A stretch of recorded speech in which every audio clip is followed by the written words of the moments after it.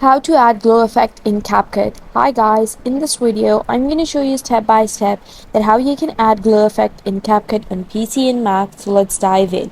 You can follow the same process for both PC and Mac.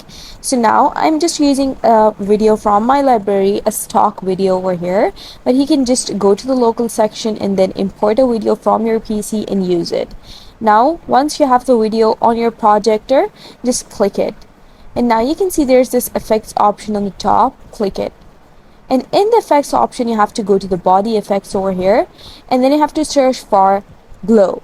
And once you do so, it's going to just show you the glow effects over here, or you can just click this body effects and choose this glow options over here, glowing lines over here.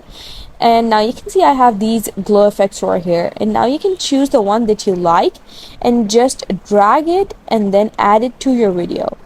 And once you do so, you can see the effect has been added. And that's how you add glow effect to your Capcut videos. I hope you found the process easy and liked my video. And if you did, please don't forget to like and subscribe my channel. Thank you very much. See you again.